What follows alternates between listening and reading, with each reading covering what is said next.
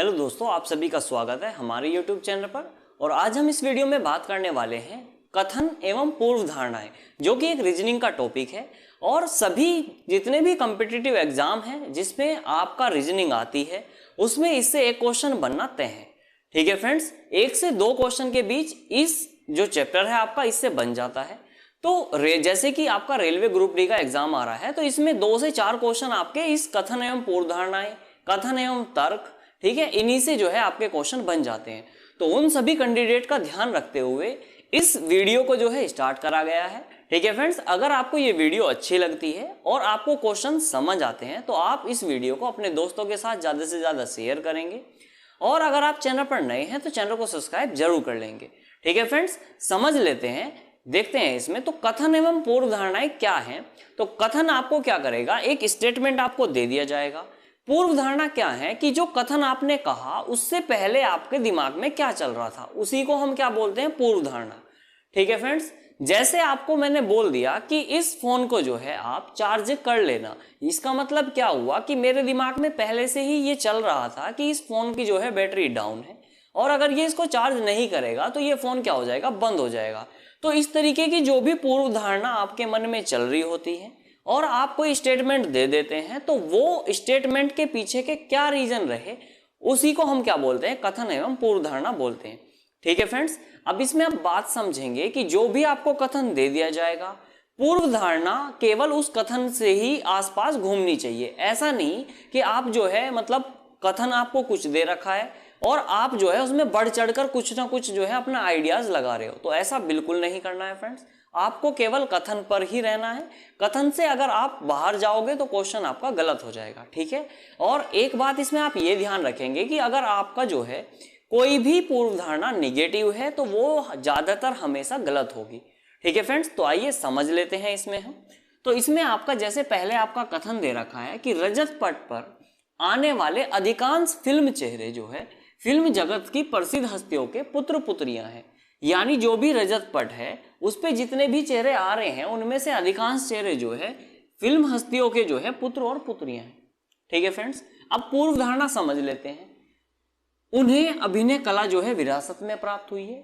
तो फ्रेंड्स आप ध्यान रखेंगे कि कोई भी जो कला है वो किसी को विरासत में प्राप्त नहीं है। ठीक है फ्रेंड्स, तो जो आपको कथन दिया है ये स्टेटमेंट कथन के आसपास बिल्कुल नहीं है। ठीक है, तो उन्हें अभिनय कला विरासत में प्राप्त हुई है, तो ऐसा कोई भी स्टेटमेंट के अंदर नहीं कहा है। उन्होंने केवल इतनी बात कही है कि अधिकांश चेहरे फिल्म जगत से हैं। ठीक है फ्रेंड्स, तो इस चीज का आप ध्यान रखेंगे। तो पहला स्टेटमेंट आपका इसमें क्या हो जाएगा, गलत हो जाएगा। अगर आपको जो है अपना आंसर चेक करना है तो आप वीडियो को पॉज करके जो है अपने आंसर लगा लेंगे, उसके बाद आप इसको देख सकते हैं कि इसका आंसर क्या है। तो पहला जो आपका स्टेटमेंट है वो आपका क्या हो गया, गलत हो गया फ्रेंड्स। दूसरा स्टेटमेंट की बात करें तो दूसरे नौजवानों को न तो फिल्म देखने में दिलचस्पी है और न ही उनमें अभिनय करने की प्रतिभा है। तो इसका आप ध्यान रखेंगे। देखो इसमें क्या बोल रखा है उसने कि उन्हें कोई भी दिलचस्पी नहीं है। तो ये जो स्टेटमेंट है, पहले तो ये वाला स्टेटमेंट इस स्टेटमेंट के बिल्कुल भी आसपास है नहीं।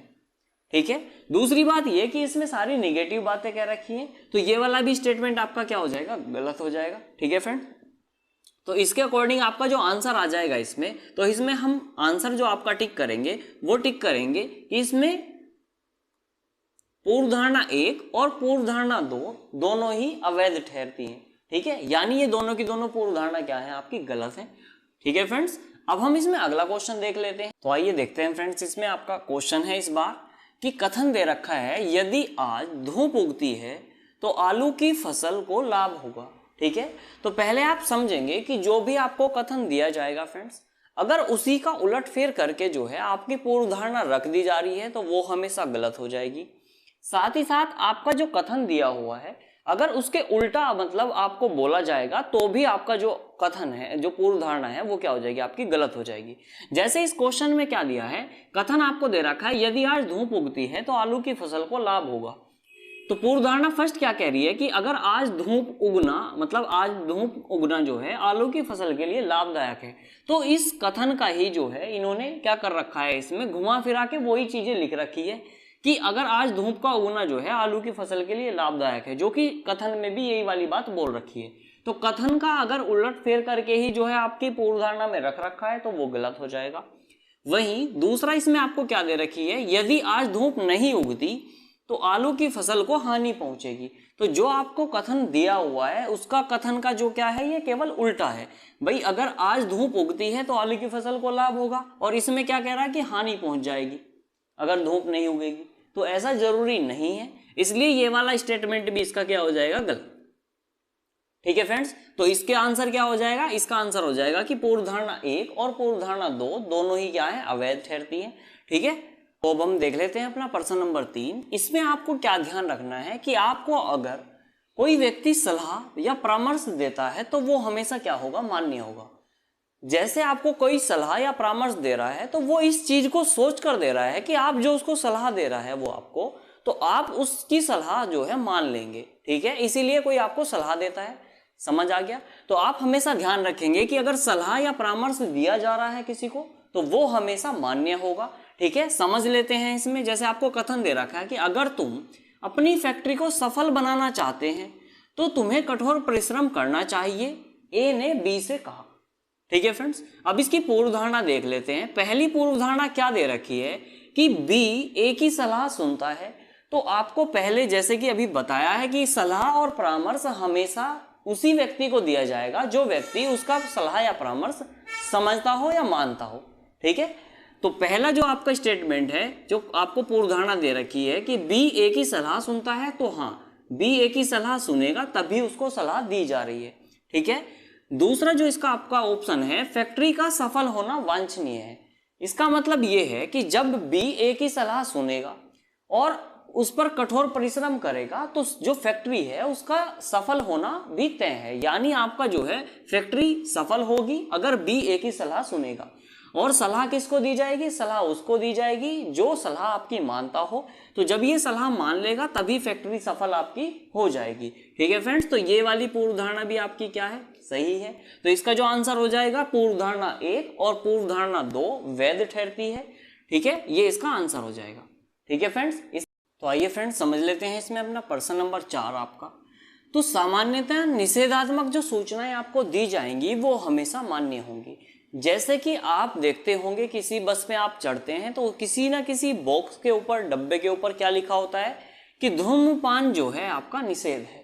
एक गाड़ी के डब्बे पर एक सूचना पट आपने देखा होगा, ज्यादातर बसों में, रेल के डिब्बों में आप देख लेते हैं। ठीक है फ्रेंड्स, इसमें इसकी पूर्व धारणा जो भी व्यक्ति जिसकी वो बस है वो किस चीज को सोचकर जो है उसने ये वाला स्टेटमेंट लगाया है, तो उसके पीछे की जो पूर्व धारणा है वो क्या रही होंगी, देखते हैं इसमें। पहली पूर्व धारणा उसने देखा होगा कि साधारणतः लोग ऐसी सूचना का सम्मान करेंगे। आप देखते हैं कि जैसे कोई आदमी है और उसका जो है धूम्रपान करने की इच्छा हो रही है तो वो बाई चांस अगर उसको ये वाला स्टेटमेंट आपका लिखा दिख जाता है तो उसके बाद उसके दिमाग में एक बात आती है कि धूम्रपान क्या है, निषेध है, यानी आपको जो है जुर्माना देना पड़ सकता है।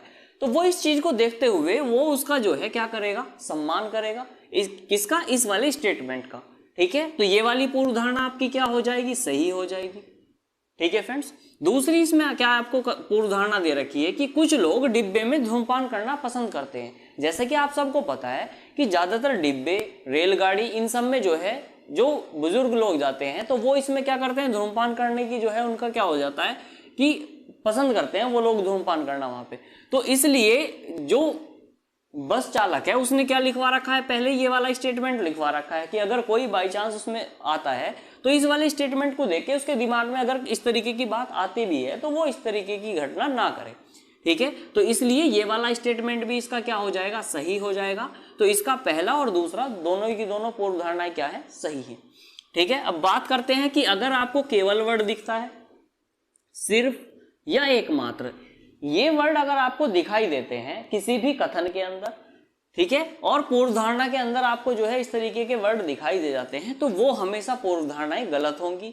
क्योंकि केवल, सिर्फ और एकमात्र का मतलब जो है, जो कथन है उस पे ये जोर दे रहा है कि नहीं केवल यही कर सकता है। जैसे आप इस वाले क्वेश्चन को देखिए, कथन आपको क्या दे रखा है कि प्रधानमंत्री ने कोयले के उत्पादन में सुधार के लिए कोयला खान मजदूरों को धन्यवाद दिया। ये एक कथन है कि प्रधानमंत्री जो है कोयला उत्पादन में सुधार हुआ और जो कोयला खान मजदूर है उनको उन्होंने क्या दे दिया, धन्यवाद दिया।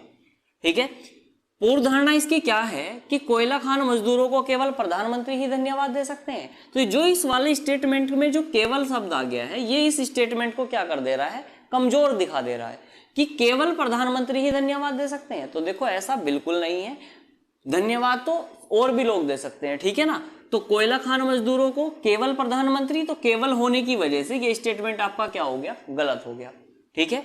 वहीं सेकंड स्टेटमेंट में आपको क्या दे रखा है कि कोयला उत्पादन में सुधार वांछनीय है। तो देखो अब आप इसमें समझ लेंगे, इस वाले जो कथन में बात कही गई है वो केवल इतनी बात कही गई है कि कोयला खान मजदूरों ने जो है जैसे ही कोयले के उत्पादन में सुधार हुआ तो इतनी बात कही गई है, प्रधानमंत्री ने क्या दे दिया, धन्यवाद दे दिया उन सभी कोयला खान मजदूरों को। तो इस वाले में समझेंगे कि कोयला खान उत्पादन में सुधार वांछनीय है। तो ऐसा जरूरी नहीं है कि कोयला खान मजदूरों को अगर धन्यवाद मिल गया तो अब जो है कोयला खान उत्पादन में जो है क्या हो जाएगा, सुधार आ जाएगा। तो ऐसा जरूरी नहीं है, कमती बढ़ती हो सकता है, इसलिए ये वाला स्टेटमेंट भी इसका क्या हो जाएगा, गलत हो जाएगा, ठीक है फ्रेंड्स। तो इसके दोनों के दोनों स्टेटमेंट क्या है, गलत है, ठीक है। तो आइए दोस्तों अब देख लेते हैं अपना प्रश्न नंबर 6। तो प्रश्न नंबर 6 में आप क्या ध्यान रखेंगे कि भूत या भविष्य की अगर कोई बात की जाएगी, भूतकाल या भविष्यकाल, यानी पिछले टाइम और अगर आने वाले टाइम के बारे में अगर बात की जा रही है तो वो भी हमेशा मान्य नहीं होगा, ठीक है। जैसे कि इस वाले कथन में आप देख सकते हैं, सेवानिवृत्त IPS अधिकारी श्री मंगलम ने कारा विभाग के निर्देशक का कार्यभार ग्रहण किया, आशा है कि अब प्रशासन में सुधार होगा। तो आप देख सकते हैं या आप समझ भी सकते हैं कि कोई भी अगर अधिकारी आपके स्टेट में आ रहा है तो आप उससे क्या उम्मीद रखेंगे कि वो स्टेट में आया है तो आशा है कि वो आने वाला जो भी काम करेगा वो सही करेगा, अच्छा करेगा और प्रशासन को सही से देख लेगा, ठीक है। तो उसी तरीके से आप समझ सकते हैं कि सेवानिवृत्त IPS अधिकारी है जो श्री मंगलम है, उसने कारा विभाग के निर्देशक का कार्यभार ग्रहण किया है, आशा है कि अब प्रशासन में सुधार होगा। तो पूर्व धारणा क्या है इसके पीछे, श्री मंगलम के पहले संस्थान में कोई निर्देशक नहीं था। तो ये क्या जो कथन है, ये वाला आपकी पूर्व धारणा है, ये क्या बात कर रही है, ये दिखा रही है कि भूतकाल में क्या था। तो भूतकाल की इस कथन में क्या कर रखी है, बात कर रखी है पूर्व धारणा में। तो भूतकाल आपका हमेशा क्या होगा, गलत होगा, ठीक है। भूतकाल की अगर बात की जाएगी तो वो हमेशा क्या हो जाएगा, गलत हो जाएगा। दूसरा इसमें क्या बोल रखा है पूर्व धारणा, निर्देशक से यह उम्मीद की जाती है कि वह संस्थान जो है उसका प्रशासन देखेगा। तो जो भी अब फिलहाल जो है जो अधिकारी आया है उससे उम्मीद की जा रही है, ठीक है, उससे केवल उम्मीद की जा रही है कि वो जो संस्थान है उसका प्रशासन देखे, ठीक है। तो ये वाली पूर्व धारणा आपकी इसके अकॉर्डिंग क्या हो जाएगी, सही हो जाएगी, क्योंकि कथन में भी यही वाली बात उसने कह रखी है कि अब जो भी अधिकारी आया है वो प्रशासन में सुधार होगा। तो इसमें भी यही बोला जा रहा है कि उम्मीद है कि अब संस्थान जो है प्रशासन वो अपने आप देख लेगा, ठीक है।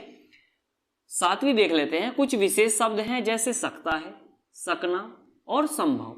इस तरीके के जब भी शब्द आपकी पूर्व धारणा के अंदर आ जाएंगे वो हमेशा मान्य रहेगी, ठीक है फ्रेंड्स। जैसे कि आप देख सकते हैं कथन, नौकरी के लिए अभ्यर्थियों के चयन हेतु किए जाने वाले साक्षात्कार में उनके व्यक्तित्व के गुणों का मापन किया जाना है, ठीक है, मापन होना चाहिए। तो अब इसमें पूर्व धारणा समझ लेते हैं, कार्य का जो निष्पादन है व्यक्तित्व के गुणों पर निर्भर करता है। तो इस कथन के अकॉर्डिंग आपको दिखाई दे रहा होगा कि कार्य का जो निष्पादन है यानी जो उसके कार्य हैं उसका व्यक्तित्व के गुणों पर क्या करता है, निर्भर करता है, ठीक है। जैसे व्यक्तित्व के गुण होंगे वैसे ही उसके कार्य का निष्पादन होगा। तो ये कथन के अकॉर्डिंग ये वाला स्टेटमेंट भी इसका क्या है, सही है। वैसे ही दूसरा स्टेटमेंट क्या दे रखा है, व्यक्तित्व के गुणों को साक्षात्कार द्वारा मापा जा सकता है।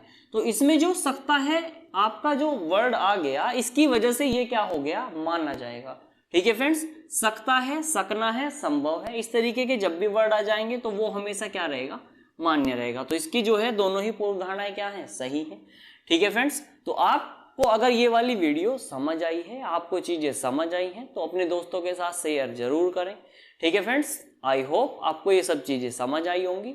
इस वीडियो को ज़्यादा से ज़्यादा अपने दोस्तों के साथ शेयर कर लेंगे। अगर आप चैनल पर नए हैं तो चैनल को सब्सक्राइब जरूर कर लेंगे, ठीक है फ्रेंड्स।